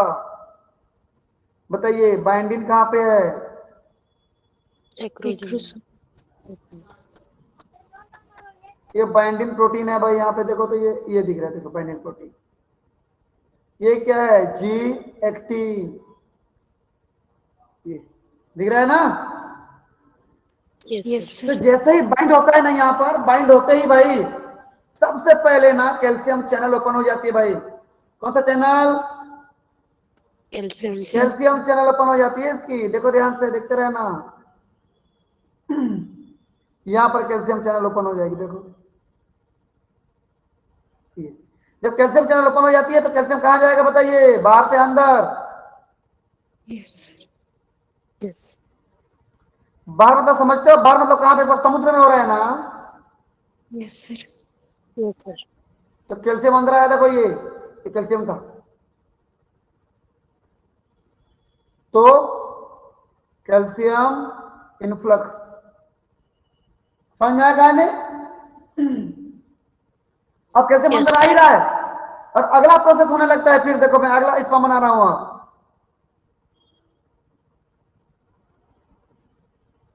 मतलब अगला स्पर्म मतलब दूसरा स्पर्म नहीं है भाई, है वही स्पर्म, बस अलग प्रोसेस होगा, मैं उसको दिखाना चाहता हूं। देखते रहो ध्यान से, नहीं भटकना चाहिए Yes. नजर आपका, क्वेश्चन छूटेगा बता रहा हूं। फिर ये न्यूक्लियस है। फिर इसका अब नाम नहीं लिखूंगा, समझ लेना कलर देख के, G18 है ये। और यहां पर क्या है? ये Binding. Protein. बाइंडिंग, ये बाइंडिंग। और आपका ये हो गया एक्रोजोमल। कैल्शियम चैनल ओपन होने के बाद ना तुरंत पश्चात सोडियम हाइड्रोजन एंटीपोर्टर ओपन हो जाती है भाई। क्या बोला मैं? Sodium hydrogen antiporter. देखो सोडियम हाइड्रोजन एंटीपोर्टर ओपन, ठीक। Yes, sir. जिससे क्या होगा बताइए तो? Sodium. Sodium ion. सोडियम अंदर जाएगा भाई। सोडियम, हाँ जी सर। भाई Yes. समुद्र में सोडियम है कि नहीं? Yes. Yes sir. तभी तो खरा लगता है रे वो। ये देखो सोडियम अंदर आया, बदले में कौन बाहर आ गया? Hydrogen. Proton. प्रोटॉन बाहर आ गया, सोडियम अंदर Yes. प्रोटॉन बाहर। देखो दो चैनल ओपन हो गए, कैल्शियम अब भी जा रहा है, अब भी जा रहा है। Yes. अब मैं पहले तक को सेव कर रहा हूं, मिट जाता है अचानक ना फिर। Yes, sir.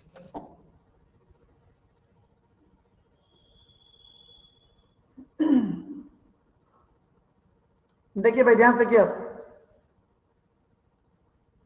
अब मैं बात कर रहा हूं, यहां पर एक्सोसाइटोसिस हो जाएगा। एक्सोसाइटोसिस कैसे होगा बोलने पर, वो एक्सोजोमल वेसिकल जाके आके फ्यूज हो जाएगा और उसके अंदर का सारा मटेरियल बाहर निकल जाएगा। समझे कि Yes, नहीं? sir.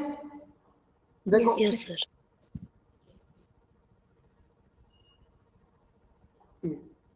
मामला हो जाएगा ऐसे।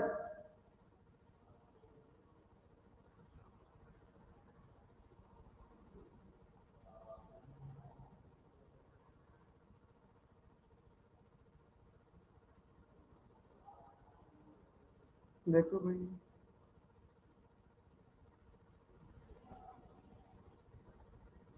समझ में आया? देखो तो Yes, sir. Yes, sir. इसके अंदर का सारा मटेरियल बाहर होगा। देखो ये देखो बाहर जा रहा है ना, देखो।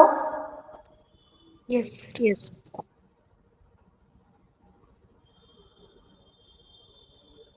बताइए भाई, इसका ये क्या बताओ, अभी अंदर में क्या बच गया? Binding protein. Binding protein. आपको सेल बायोलॉजी तो पढ़ लिया आप लोग, सेल बायोलॉजी अगर पढ़े तो अच्छे से जानते होंगे कि एक्सोसाइटोसिस करने के लिए क्या चाहिए, कौन सा आयन चाहिए? कैल्शियम। कैल्शियम आयन चाहिए ना। तो ये जो कैल्शियम आ रहा था उसकी वजह से हुआ exocytosis. Calcium channel Yes, open था sir. कि नहीं? Yes, sir. Due to calcium channel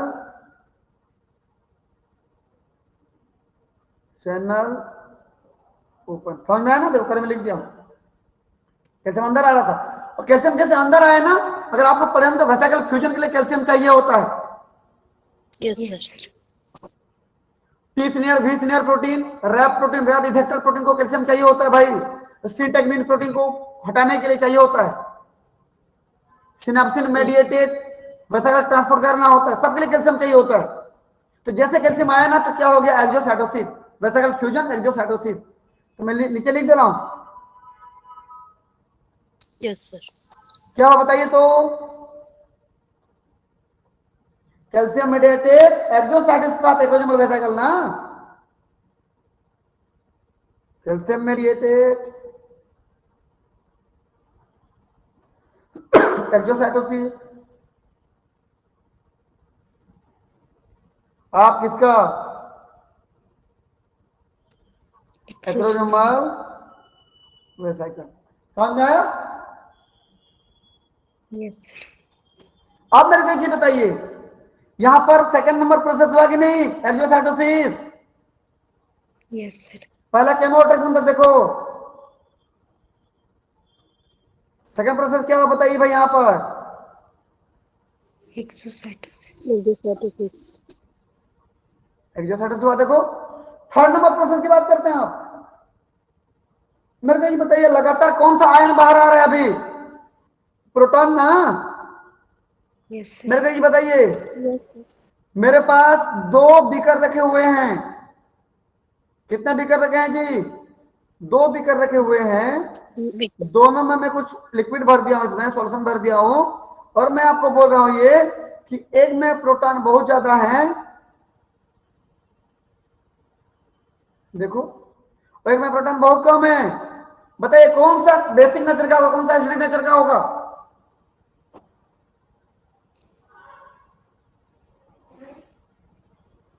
बताइए, दो बीकर हैं ए और बी। ज्यादा है वो एसिडिक नेचर। बिल्कुल, जहां पर ज्यादा प्रोटॉन क्या होगा वो एसिडिक नेचर का, जहां पर कम है क्या होगा वो बेसिक नेचर का होगा इसकी तुलना में। मतलब पीएच किसका कम है बताइए? एसिडिक। एसिड मतलब जितना एसिड उतना पीएच कम होता है भाई। 7 से धीरे धीरे कम आते हो तो क्या होता है भाई, मेरे को बताइए। यहाँ पर मैं 0 बोल रहा हूं और यहाँ पर पीएच को बढ़ा रहा हूं, मैं पीएच बढ़ा रहा हूं, 14 तक चला गया। पीएच कम कर रहा हूं, मैं 7 तक, 0 तक आ गया। मैं से कर रहा हूँ 7 से कर रहा हूँ ना, 7 से कर रहा हूँ। देखो 7 से 14 चला गया, इधर से कहां पे आ गया, 0 तक आ गया। अब बताइए पीएच कहां से कहां हो रहा है बताओ तो मेरे को। पीएच यहां पर 0 था, धीरे धीरे पीएच क्या करते जा रहा हूं इधर, बढ़ाते जाए. बढ़ाते जा रहा हूं, तो बेसिक कहां से कहां हुआ, इतना बेसिक हो गया, 7 से up इतना एसिडिक हो गया, बीच में क्या हो गया जी, ये neutral. न्यूट्रल। तो बताइए ना, मैं बोला कब पीएच मतलब एसिडिक होती है, जब क्या बढ़ता है, तो प्रोटॉन जितना Protons. ज्यादा होता है ना उतना एसिडिक होता है, और प्रोटॉन जितना कम होता है उतना क्या होता है, वो Basic. होता है। समझ में आया ना? Yes. Yes, sir.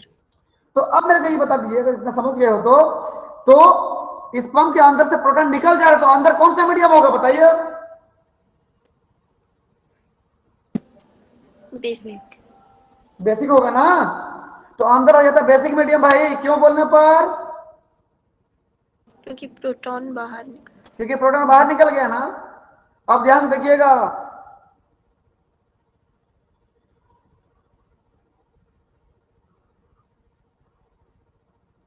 देखो ध्यान से, क्योंकि अंदर हो गया बेसिक मीडियम, इसीलिए बेसिक मीडियम होते ही ना अंदर जो जी एक्टिन बनाया था वो जी एक्टिन अब पॉलीमराइज होने लगता है। जी एक्टिन मतलब समझते हो, ये एक जी एक्टिन था, ग्लोबुलर एक्टिन था ना, Yes, sir. ग्लोबुलर एक्टिन था।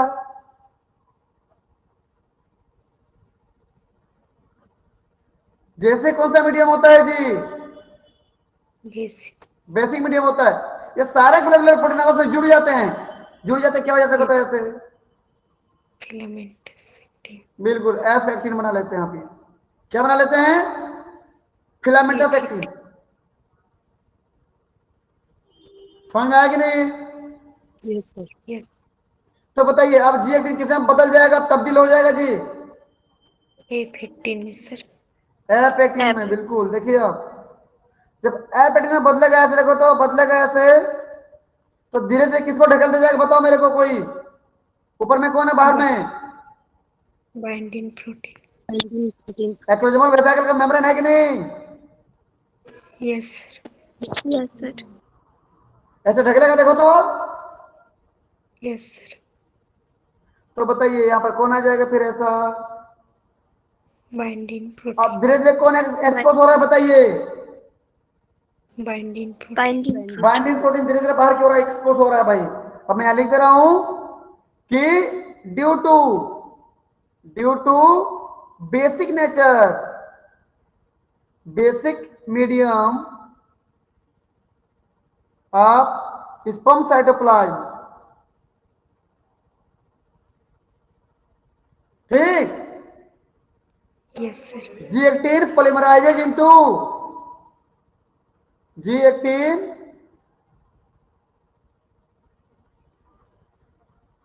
पॉलीमराइजेज इनटू किसमें, एफ एक्टिन। F actin.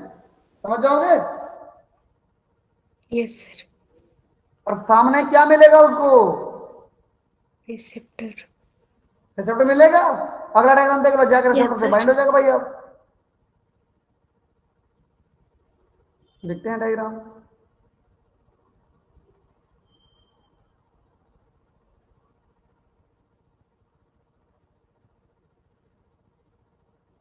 देखो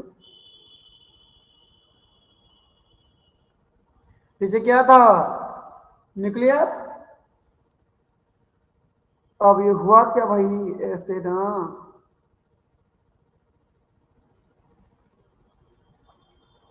समझे Yes, मामला,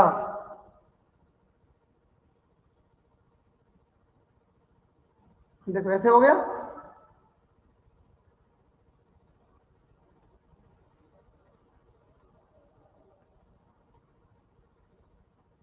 ठीक है, देखो बाइंड वाइंड देखो तो आप, Yes, sir.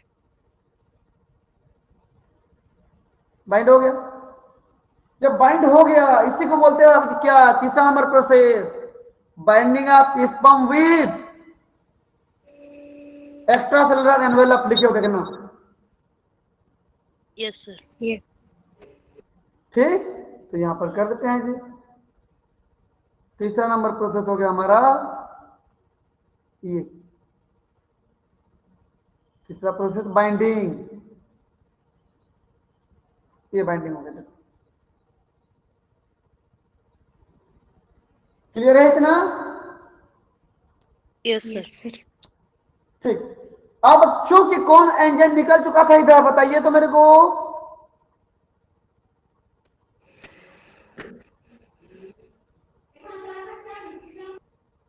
एंजाइम था ना, एक्रोजमल एंजाइम। वो एक्रोजमल एंजाइम अब क्या करता है, धीरे धीरे गला देता है भाई, किसको? विट्राइल मेम्ब्रेन को। ठीक। लेकिन याद रखना, ये जो स्पेसिफिक इंटरेक्शन हो रहा है ना बाइंडिन और बाइंडिन प्रोटीन का, मतलब बाइंडिन रिसेप्टर बाइंडिन प्रोटीन, रिसेप्टर कहां पे है बताइए?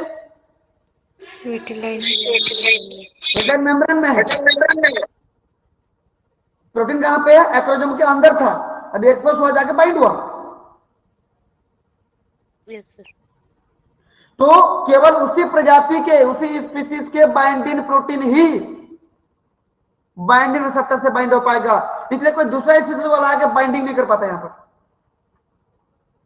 Yes, sir. समझे? चलिए भाई, अभी जो एंजाइम गया था, जो ग्रीन मैं येलो कलर से बनाया था, वो एंजाइम क्या करेगा भाई? अब डाइजेस्ट कर देगा इसको। Yes, sir. Vitelline Vitelline membrane. membrane. देखो, डाइजेस्ट कर दिया। अब इसको हम पास किया, देखो तो पासिंग थ्रू पड़े हुए नहीं? Yes, sir. देखो किसको पास किया बताओ तो, पार करके गया अभी देखो, एक्स्ट्रा सेलुलर एनवेलप को।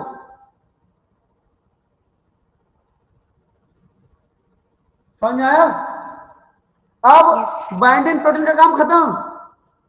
एक बार बाइंड हुआ मतलब कंफर्म हो गया इतना कि हाँ ये इसी प्रजाति का है, इसके बाद उसका काम खत्म, और धीरे धीरे इसमें आगे बढ़ते जा रहा है। तो यहां पर तीसरा चौथा नंबर प्रतिशत क्या बताइए भाई? Passing. Pass. पासिंग हुआ कि नहीं देखो। Yes, sir. अब मैं क्या बोला है, एग मेम्ब्रेन जो दिख रहा है ना अंदर, जो बनाया हूं रेड कलर का, उसमें पाई जाती है छोटी छोटी माइक्रोविलाई पाई जाती है भाई। क्या पाई जाती है? छोटी छोटी Microvilli. माइक्रोविलाई पाई जाती है, देखो।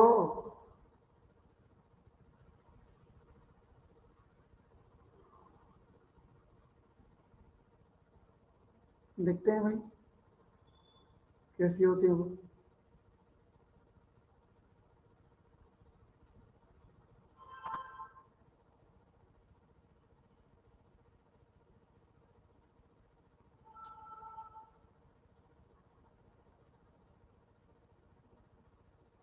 चलिए मैं पूरा नहीं बना रहा हूं, बस थोड़ा सा बना रहा हूं। देखिए, ये माइक्रोविलाई ना एक्टिन प्रोटीन के पॉलीमराइजेशन से बनता है एग में।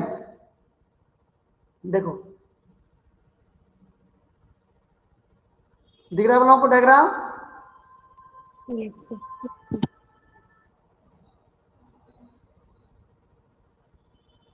देखो ये एग के मेम्ब्रेन से निकला हुआ थोड़ा सा छोटा छोटा स्ट्रक्चर, अंदर से एक्टिन प्रोटीन धंस देता है, बाहर उसको प्रेस करता है, जिसकी वजह से बनता है। चलो मैं थोड़ा सा स्ट्रक्चर बना रहा, देखो तो ये अंदर से कौन सा प्रोटीन ढक रहा है, देखो तो ढक रहा है, देखो अंदर से ढक रहा है, ये एक्टिन पोलीमराइजेशन से बनता है। एक्टिन पोलीमराइजेशन, समझ जाओगे ना? ये Yes. सबको ढकेल ढकेल के बाहर निकाला गया, और इसका नाम क्या था? माइक्रोविलाई।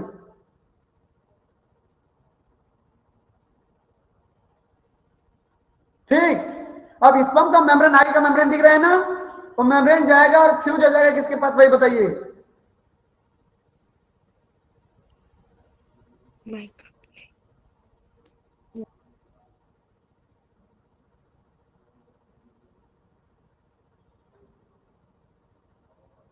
देखो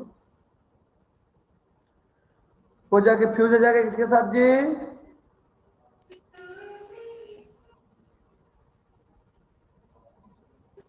Microvilli. ये देखते हैं,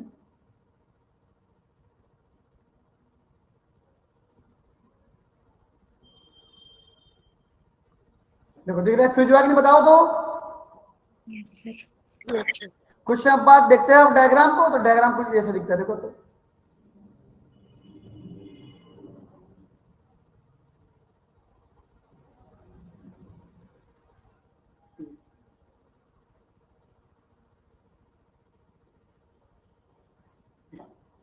ठीक। अब मेम्ब्रेन फ्यूजन हुआ, देखो यहां पर कौन सा नंबर होगा जी बताइए, पांचवा नंबर क्या हो जाएगा? Membrane fusion. मेम्ब्रेन पांचवा नंबर हो जाएगा। 5 स्टेप हुआ कि नहीं? Membrane Yes, fusion. yes, अब इसका न्यूक्लियस है भाई, यहां पर देखो ये अब ये निकला तो भाई अंदर किसका न्यूक्लियस था? Egg pro nucleus, egg pro nucleus था। ये जो न्यूक्लियस है अंदर आएगा, देखो माइग्रेट करेगा, माइग्रेट करेगा, अंदर आ गया। इसका नाम क्या हो जाएगा? Sperm pro, mail pro nucleus, इसको फीमेल प्रो न्यूक्लियस, इसको बोलते हैं मेल प्रो न्यूक्लियस।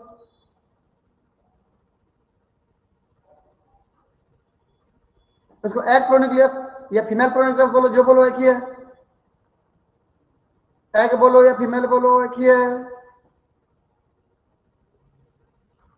फीमेल या एग प्रो न्यूक्लियस या मेल प्रो न्यूक्लियस। तो फीमेल प्रो न्यूक्लियस दोनों जाएंगे, अब देखो ऐसे दोनों आएंगे पास पास, देखो जब दोनों जुड़ेंगे, दोनों न्यूक्लियस जुड़ेंगे तो क्या हो जाएगा? न्यूक्लियस जुड़ेगी तो पहले एम्फी मिक्सिस, अभी तो पढ़े हैं, yes, sir. Amphi mixes. जब दोनों फाइनली मिल जाएंगे ऐसे तो क्या कहलाएगा जी? Karaoke. कैरियोगेमी। कुछ पल्ले पड़ा कि नहीं? Yes, Yes, sir. sir. तो ये था हमारा कौन सा प्रोसेस जी? Fertilization. फर्टिलाइजेशन इन CRG. सी अच्छी। चलिए बढ़िया।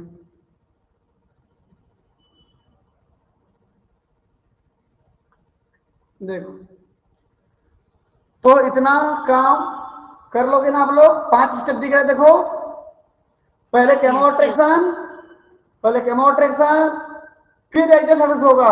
और जब तक एक्जोसाइटोसिस नहीं होगा तब तक क्या अंदर का बाइंडिंग प्रोटीन बाहर एक्सपोज होगा? No, sir. नहीं। No sir. जब बाइंडिंग एक्सपोज नहीं होगा तो बाइंडिंग कहां से होगा? इससे पहले एक्जोसाइटोसिस, फिर बाइंडिंग, और फिर पासिंग होगा, और फिर फ्यूजन होगा। देखो Yes, Yes, sir. ठीक है भाई। एक चीज और कि जब भी आप डायग्राम बनाएंगे तो एक चीज ध्यान से करेंगे आप, और वो चीज क्या है? ये क्या इसमें से बताओ तो? ये Perimeter line. इस स्पेस को धीरे धीरे बड़ा करते जाना भाई। दिख रहा है बड़ा कि नहीं डायग्राम में? देखो तो Yes, sir. क्यों बोलो? क्योंकि वहां पर आप पॉलीस्पर्म को रोकने के लिए ना इसको चौड़ा किया जाता है, धीरे धीरे फैलाया जाता है ताकि कोई और इस पर एंट्री ना कर पाए। तो शुरू में पतला रहता, बाद में फैल जाता भाई वो। yes, sir. ये वाला ना जो दिख रहा है इसको बड़ा करते जाना इधर आप। ठीक, मैं भी नहीं बना रहा हूं, समझ लेना इसको। ये पूरा बड़ा करते जाना, देखो चौड़ा होता जा रहा है कि धीरे धीरे, देखो तो Yes, ये sir. चौड़ा Yes, चौड़ा sir. करते जाना है आपको, चौड़ा चौड़ा करते जाना है। अलग अलग हाइलाइटर रखे रहना, हाइलाइटर से पोत देना, कलर को अच्छा दिखेगा फिर। Yes, sir. Yes.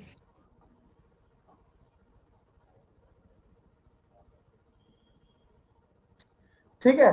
और यहां पर देखिए ये जो जाकर के तीसरा नंबर पॉइंट को देखिए तो बाइंडिंग यहां लिखे हो, वहां से उबार निकल रहा है ना, एक्रोजम से उबार निकल रहा है, उसको क्या बोलते हैं? एक्रोजमल प्रोसेस के नाम से जानते हो उसको। किस नाम से जानते हो जी इसको? Acronym. एक्रोजमल प्रोसेस के नाम से जानते हो। अगर मैं आगे बात करूं, अगर माइटोकॉन्ड्रिया की बात करूं, ध्यान से देखिए, देखो पहले स्पर्म को देखिए, जहां पर डायग्राम बनाए पहला, देखो जो दिख रहा है ना, ये Yes, sir. क्या बना रहा हूं बताओ तो, ये Mitochondria. क्या बताओ, माइटोकॉन्ड्रिया होता है ना ऐसे, ये देखो, यस सर। ये माइटोकॉन्ड्रिया ऐसा है, ये माइटोकॉन्ड्रिया ऐसा है, ये माइटोकॉन्ड्रिया ऐसा, देखो ये माइटोकॉन्ड्रिया ऐसा हो गया भाई ऐसे।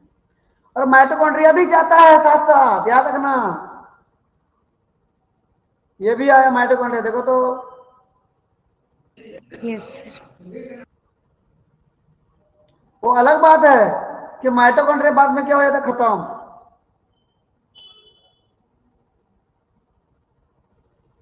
डिसइंटीग्रेट्स, खत्म हो जाता है भाई। क्लियर है कि नहीं इतना? Yes, sir. Yes, sir. Yes sir.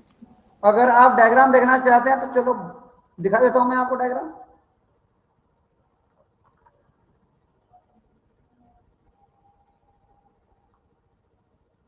देखो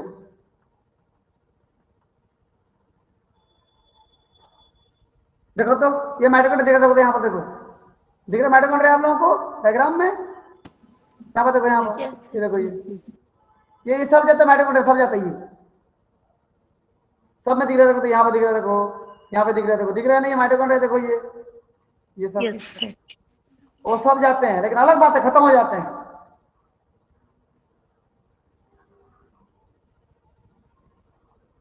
ठीक है जी, ये हो गया। चलो अब कमेंट पढ़ लेते हैं फटाफट, मामला क्लियर है तो कमेंट पढ़ते जाते हैं, ठीक। Yes, sir. देखो यस सर। सबसे पहला मैं क्या बोला, पहले स्टेप को देखिए तो, कि जेलीकोट में क्या पाई जाएगी, फ्यूकोज पाई जाती है, फ्यूकोज। चलो मैं थोड़ा सा इसको और कर देता हूं कलर, ताकि क्लियर दिखे। देखो थोड़ा सा और इसको ले आया इधर, यहां पर ले आया,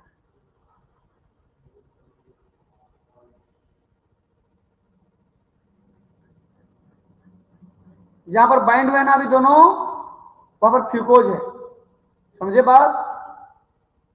यस सर। बस मैं यहां पर कर दे रहा, देखिए तो यहां पर देखिए, देखो दिख रहा है डायग्राम, दिख रहा है कि नहीं, जो बना रहा हूं डॉट डॉट, Yes, sir. यहाँ पर फ्यूकोज है, ठीक है ना, यहाँ पर बाइंड हुआ, देखो ये फ्यूकोज बाइंड होते हैं, कैल्शियम मतलब चैनल ओपन हो जाती है भाई।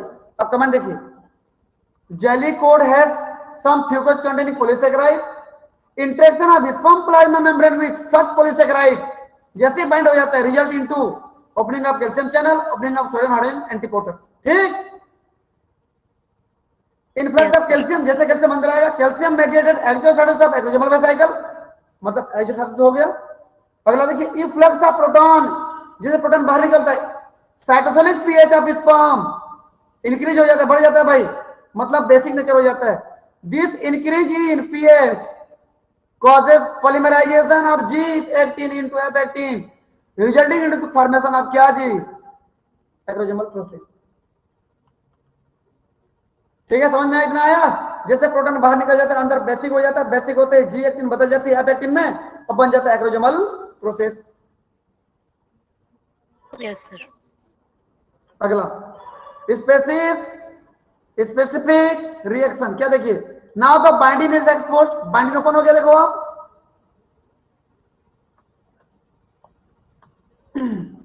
This binding now interact with किसके सब्जी, बाइंडिंग रिसेप्टर, कहां पे था, located on vitelline membrane, vitelline membrane के ऊपर में जो रिसेप्टर था उससे जाके बाइंड हो गया। आगे देखो, this step is highly specific and finally sperm plasma membrane fuse with egg plasma membrane, बहुत स्पेसिफिक होता है ये, क्यों बोलने पर, क्योंकि दूसरे प्रकार का और कोई भी यहां पर कौन नहीं आ पाता जी, स्पर्म नहीं आ पाता, और दूसरे स्पर्म का, दूसरे प्रजाति के स्पर्म का बाइंड नहीं होगा वहां पर, इसलिए बहुत स्पेसिफिक हो जाता है, समझ में आया ना? Yes, sir. Yes, sir. चलिए आगे, तो the sperm is fuse at the microvilli of egg membrane, देखो तो कहां फ्यूज हुआ, देखो तो डायग्राम में देखो, माइक्रोविलाई में हुआ ना, Yes, sir. यहां देखो, यहां पे देखो,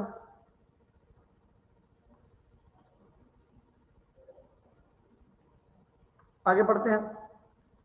माइक्रोविला is consist by actin polymerisation, अभी बोला हूं मैं, अंदर से धकेल रहा था बाहर की ओर। After membrane fusion male pronucleus migrate into egg cytoplasm and also mitochondria. Mitochondria में गया कि नहीं? Yes, sir. और देखिए बाकी सब बाहर रह गया, देखो बाकी सब बाहर आ जाता है, इसका पूंछ ऊंच सब बाहर रह के खत्म हो जाता है। बस इतना ही अंदर गए हैं, बाकी सब बाहर है, स्पर्म का पूंछ वगैरह खत्म हो जाता है। लेकिन जबकि मैमल में पूरा सब कुछ अंदर घुस जाता है। मैमल के केस में सुन पा रहे हो कि नहीं? सब पूरा पूरा होल स्पर्म अंदर घुस जाती है। देखो कमेंट, इन मैमल एंटर स्पर्म एंट्री मारता है, एंटर करता है।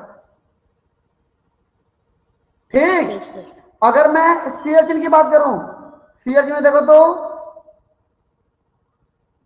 स्पर्म ऐसे होल करते हुए जाता है, बोला मैं आपको ऐसे, ये पूरा होल करते हुए ऐसे गया था। ठीक। Yes, sir.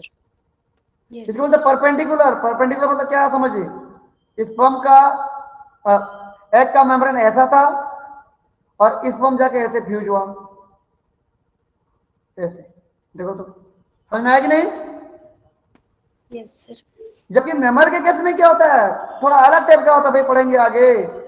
स्पर्म का एग मेम्ब्रेन, सॉरी स्पर्म का एग का मेम्ब्रेन ऐसा था और स्पर्म का मेम्ब्रेन जब फ्यूज होगा ना, वो कभी भी ऐसे फ्यूज नहीं होता है, वो कभी भी ऐसे फ्यूज नहीं होता है। कैसे होता है देखो, साइड से फ्यूज, ऐसे फ्यूज होता है हमेशा।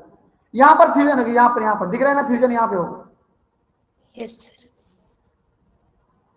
तो ये मैमल में ऐसे होगा, हम पढ़ेंगे आगे। वहां दो प्रोटीन काम करते हैं, इज्यूमो और जुनो। वहां कोई बाइंडिंग वाइंडिंग का प्रोटीन नहीं रहता भाई। तो यहां पर कैसे हुआ, परपेंडिकुलर। यहां पर कैसे हुआ, इन मैमल में साइड। देख लेते हैं। In sea urchin sperm entry is perpendicular, means tip of sperm head is fuse. Sperm का हेड का टिप तो फ्यूज हुआ ना, देखो Yes, sir. सीएचएन में। But in mammal side of sperm head is fuse, side fuse हुआ, देखो mammal में। Yes, sir. आगे देखो, चलिए जी अगला क्या हमारे पास, प्रिवेंशन टू पॉलीस्पर्मी। इसको पढ़ेंगे कल, क्योंकि अभी खत्म नहीं हो पाएगा, है ना। दो प्रकार की पॉलीस्पर्मी है। पॉलीस्पर्मी के कैसे रोकोगे, कि बहुत सारे स्पर्म